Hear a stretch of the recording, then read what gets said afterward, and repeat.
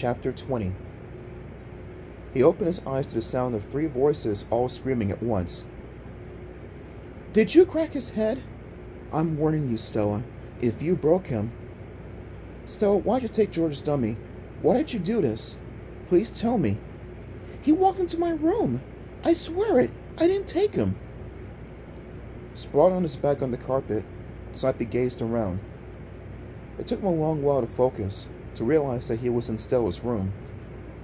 Turning his head slowly, he saw a long, slender object beside him on the rug, an aluminum baseball bat. Not an axe. Not an axe. Stella had beamed him with a metal baseball bat, and now Stella, Georgia, and their mom stood in the middle of the room, shouting at each other, gesturing wildly, arguing, all talking at once. "You should have been asleep," Mrs. Boonshoff told Stella. "Why were you awake?" "I wasn't," Stella wailed. "I'm telling the truth. I heard a crash in George's room. It woke me up. I thought it was a burglar or something. I jumped out of bed and grabbed the baseball bat." Stella stared down at Slappy. "Someone walked into my room," she continued shakily. "I thought it was a burglar. Really.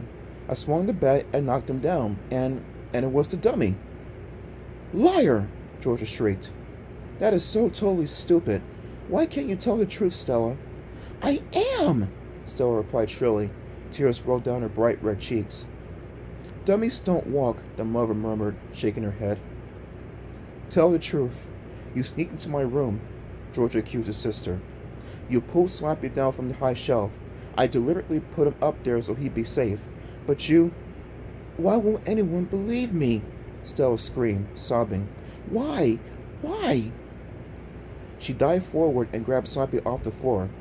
She held him in both hands and began shaking him. "Why? Why? Why?" "Let go of him," Georgia cried. She grabbed Slappy's head and began to tug. Stella tugged back. "He's evil," she cried. "Can't you see it? He's evil."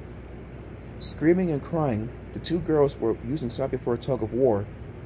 Mrs. Boonshoff tossed her hands in the air. "You're both out of control," she moaned.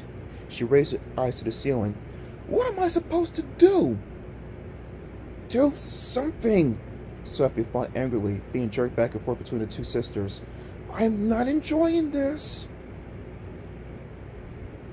George and Stella went to school the next morning. Slappy found himself back on the perch on the top of the bookshelf in George's room. He spent the day staring at the clock on the bedside table.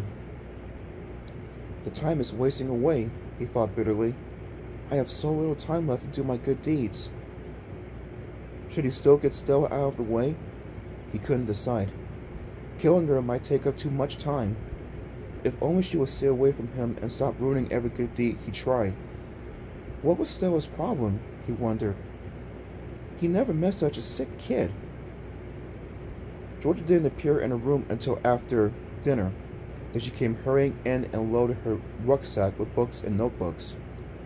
She slung the rucksack over her shoulders, then walked to the bookshelf and pulled Slappy down. "Come on, Slappy. We're going babysitting." "Huh? Babysitting? Will I be able to do any good deeds there?" Slappy wondered. Georgia carried him out into the hall. Stella came rushing from her room. "Georgia, where are you going?" she demanded. "None of your business," Georgia snapped coldly. She hugged Slappy to her as if shielding her from her sister. "No, come on," Stella insisted. "I just want to know where you're going." "Why do you care?" Georgia replied, starting down the stairs. "No reason, really, Georgia. I just wanted to know," Stella insisted. "Babysitting for Robbie across the street," Georgia muttered. Slappy bounced in her arms the rest of the way down. He raised his eyes to the top of the stairs and caught the thoughtful expression on Stella's face. Why does she want to know where George is babysitting? Slappy wondered. Why is this so important to her? What is Stella planning?